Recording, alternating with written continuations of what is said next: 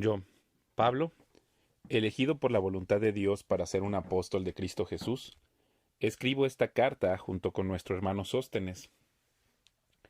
Va dirigida a la Iglesia de Dios en Corinto, a ustedes que han sido llamados por Dios para ser su pueblo santo.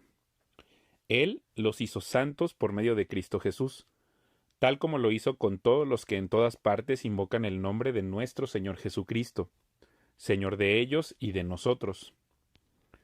Que Dios nuestro Padre y el Señor Jesucristo les den gracia y paz. Siempre doy gracias a mi Dios por ustedes y por los dones inmerecidos que les dio ahora que pertenecen a Cristo Jesús. Por medio de Él, Dios ha enriquecido la iglesia de ustedes en todo sentido, con toda la elocuencia y todo el conocimiento que tienen. Eso confirma que es verdad lo que les dije acerca de Cristo. Ahora tienen todos los dones espirituales que necesitan mientras esperan con anhelo el regreso de nuestro Señor Jesucristo. Él los mantendrá firmes hasta el final, para que estén libres de toda culpa el día que nuestro Señor Jesucristo vuelva. Dios lo hará porque Él es fiel para hacer lo que dice y los ha invitado a que tengan comunión con su Hijo, Jesucristo nuestro Señor. Amados hermanos, les ruego por la autoridad de nuestro Señor Jesucristo que vivan en armonía los unos con los otros, que no haya divisiones en la Iglesia. Por el contrario, sean todos de un mismo parecer, unidos en pensamiento y propósito. Pues algunos de la casa de Cloé me contaron de las peleas entre ustedes, mis amados hermanos. Algunos de ustedes dicen, yo soy seguidor de Pablo. Otros dicen, yo sigo a Apolos, o yo sigo a Pedro, o yo sigo únicamente a Cristo. ¿Acaso Cristo está dividido en facciones? ¿Fui yo, Pablo, crucificado por ustedes? ¿Fue alguno de ustedes bautizado en el nombre de Pablo? Por supuesto que no. Agradezco a Dios que no bauticé a ninguno de ustedes excepto a Crispo y a Gayo, porque ahora nadie puede decir que fue bautizado en mi nombre. Ah, sí, también bauticé a los de la casa de Estéfanas, pero no recuerdo haber bautizado a nadie más. Pues Cristo no me envió a bautizar, sino a predicar la buena noticia, y no con palabras ingeniosas, por temor a que la cruz de Cristo perdiera su poder.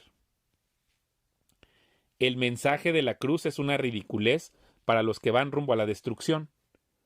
Pero nosotros, que vamos en camino a la salvación, sabemos que es el poder mismo de Dios. Como dicen las Escrituras, destruiré la sabiduría de los sabios y desecharé la inteligencia de los inteligentes. Así que, ¿dónde deja eso a los filósofos, a los estudiosos y a los especialistas en debates de este mundo? Dios ha hecho que la sabiduría de este mundo parezca una ridiculez, ya que Dios, en su sabiduría, se aseguró de que el mundo nunca lo conociera por medio de la sabiduría humana. Usó nuestra predicación ridícula para salvar a los que creen. Es ridícula para los judíos, que piden señales del cielo, y es ridícula para los griegos, que buscan la sabiduría humana. Entonces, cuando predicamos que Cristo fue crucificado, los judíos se ofenden y los gentiles dicen que son puras tonterías. Sin embargo, para los que Dios llamó a la salvación, tanto judíos como gentiles, Cristo es el poder de Dios y la sabiduría de Dios. Ese plan ridículo de Dios es más sabio que el más sabio de los planes humanos, y la debilidad de Dios es más fuerte que la mayor fuerza humana. Recuerden, amados hermanos, que pocos de ustedes eran sabios a los ojos del mundo, o poderosos o ricos cuando Dios los llamó. En cambio, Dios eligió lo que el mundo considera ridículo para avergonzar a los que se creen sabios, y escogió cosas que no tienen poder para avergonzar a los poderosos. Dios escogió lo despreciado por el mundo, lo que se considera como nada, y lo usó para convertir en nada lo que el mundo considera importante. Como resultado, nadie puede jamás jactarse en presencia de Dios. Dios los ha unido a ustedes con Cristo Jesús. Dios hizo que Él fuera la sabiduría misma para nuestro beneficio. Cristo nos hizo justos ante Dios, nos hizo puros y santos y nos liberó del pecado. Por lo tanto, como dicen las Escrituras, si alguien quiere jactarse, que se jacte solamente del Señor.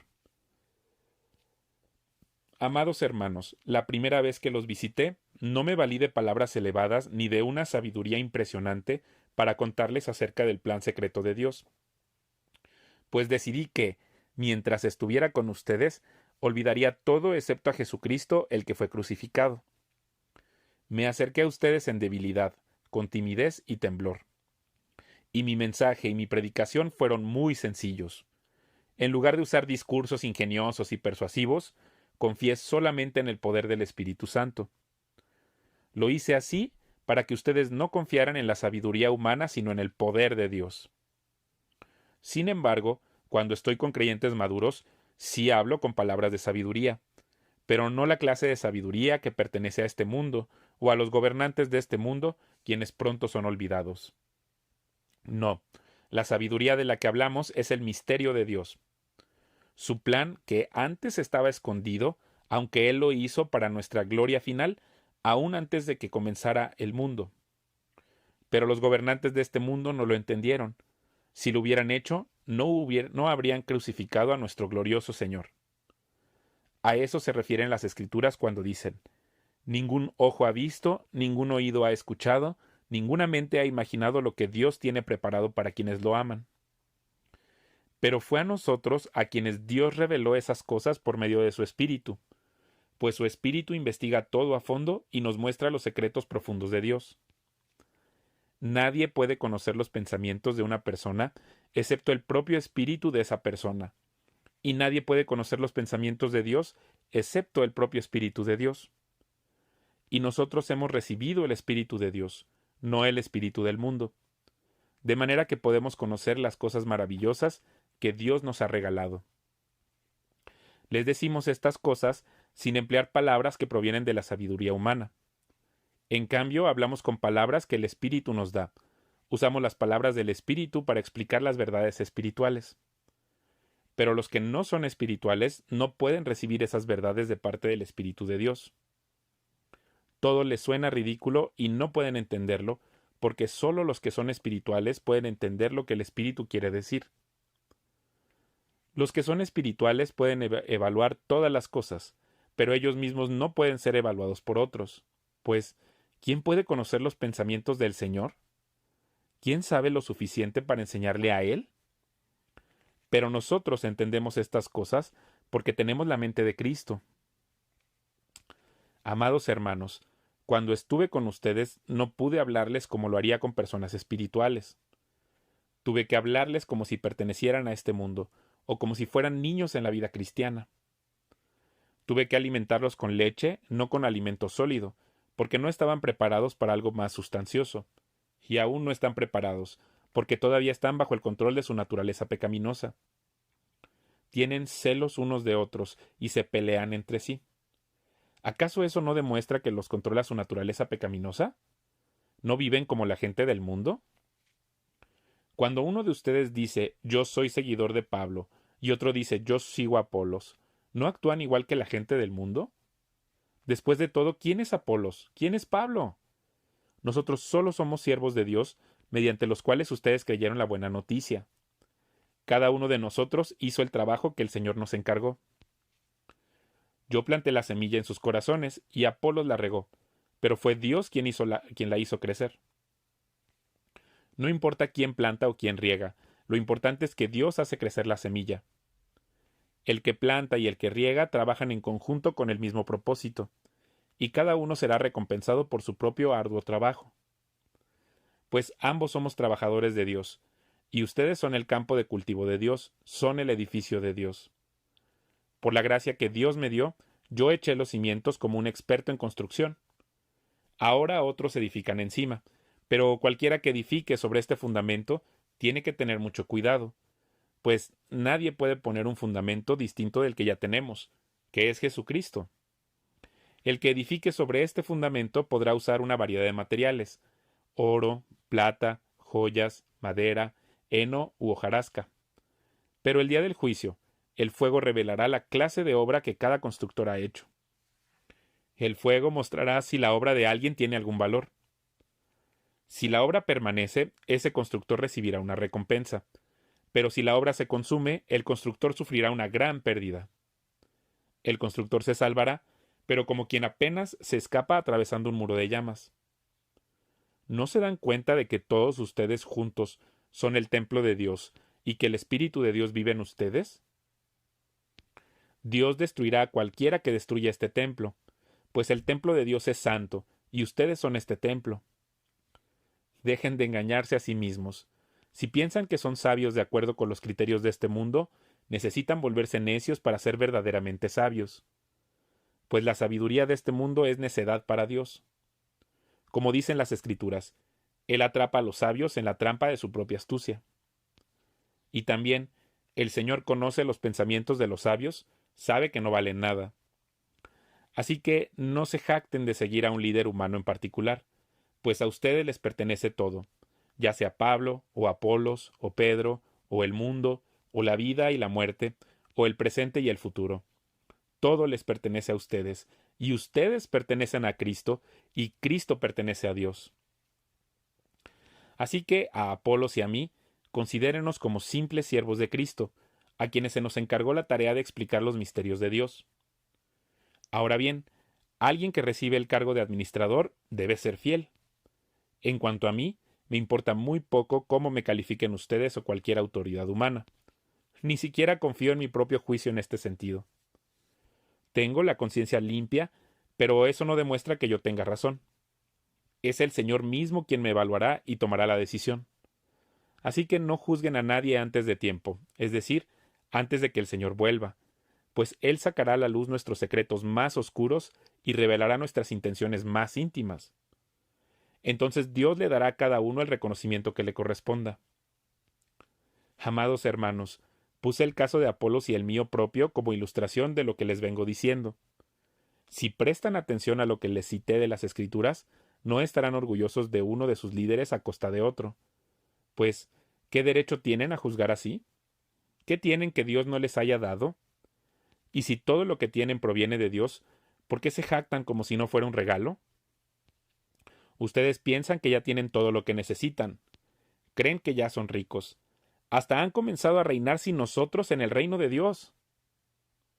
Yo desearía que en verdad ya estuvieran reinando, porque entonces nosotros estaríamos reinando con ustedes.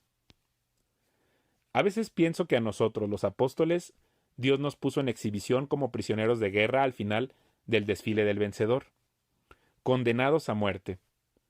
Nos hemos convertido en un espectáculo para el mundo entero, tanto para la gente como para los ángeles. Nuestra entrega a Cristo nos hace parecer tontos. En cambio, ustedes afirman ser tan sabios en Cristo. Nosotros somos débiles, pero ustedes son tan poderosos. A ustedes los estiman, a nosotros nos ridiculizan. Incluso ahora mismo pasamos hambre y tenemos sed y nos falta ropa para abrigarnos. A menudo somos golpeados y no tenemos casa. Nos cansamos trabajando con nuestras manos para ganarnos la vida. Bendecimos a los que nos maldicen. Somos pacientes con los que nos maltratan. Respondemos con gentileza cuando dicen cosas malas de nosotros. Aún así, se nos trata como la basura del mundo, como el desperdicio de todos, hasta este preciso momento. No les escribo estas cosas para avergonzarlos, sino para advertirles como mis amados hijos. Pues, aunque tuvieran 10,000 maestros que les enseñaran acerca de Cristo, tienen solo un Padre espiritual, pues me convertí en su Padre en Cristo Jesús cuando les prediqué la buena noticia. Así que les ruego que me imiten. Por esa razón les envía a Timoteo, mi fiel y amado hijo en el Señor. Él les recordará la manera en que sigo a Cristo Jesús, así como lo enseño en todas las iglesias en todas partes. Algunos de ustedes se han vuelto arrogantes al pensar que no volveré a visitarlos, pero iré, y pronto, si el Señor me lo permite, y entonces comprobaré si esos arrogantes solo dan discursos pretenciosos o de verdad tienen el poder de Dios. Pues el reino de Dios no consiste en las muchas palabras, sino en vivir por el poder de Dios. ¿Qué prefieren? ¿Que llegue con una vara para castigarlos o que vaya con amor y un espíritu amable? Me cuesta creer lo que me informan acerca de la inmoralidad sexual que hay entre ustedes, algo que ni siquiera los paganos hacen. Me dicen que un hombre de su iglesia vive en pecado con su madrastra. Ustedes están muy orgullosos de sí mismos, en cambio, deberían estar llorando de dolor y vergüenza y echar a ese hombre de la congregación. Aunque no estoy con ustedes en persona, sí lo estoy en espíritu, y como si estuviera ahí ya emití mi juicio sobre ese hombre. En el nombre del Señor Jesús. Ustedes deben convocar a una reunión de la iglesia. Yo estaré presente en espíritu, igual que el poder de nuestro Señor Jesús. Entonces deben expulsar a ese hombre y entregárselo a Satanás, para que su naturaleza pecaminosa sea destruida y él mismo sea salvo el día que el Señor vuelva. Es terrible que se jacten sobre dicho asunto. ¿No se dan cuenta de que ese pecado es como un poco de levadura que impregna toda la masa? Desháganse de la vieja levadura, quitando a ese perverso de entre ustedes. Entonces serán como una nueva masa preparada sin levadura, que es lo que realmente son. Cristo, nuestro Cordero Pascual, ha sido sacrificado por nosotros. Por lo tanto, celebremos el festival, no con el viejo pan de perversidad y maldad, sino con el nuevo pan de sinceridad y verdad. Cuando les escribí anteriormente, les dije que no se relacionaran con personas que se entregan al pecado sexual. Pero no me refería a los incrédulos que se entregan al pecado sexual, o son avaros, o estafadores, o rinden culto a ídolos. Uno tendría que salir de este mundo para evitar gente como esa. Lo que quise decir es, no se relacionen con ninguno que afirma ser creyente y aún así se entrega al pecado sexual, o es avaro, o rinde culto a ídolos, o insulta, o es borracho o estafador. Ni siquiera coman con esa gente. No es mi deber juzgar a los de afuera, pero sí es responsabilidad de ustedes juzgar a los que son de la iglesia y están en pecado. Dios juzgará a los de afuera, pero como dicen las Escrituras, quiten al malvado de entre ustedes.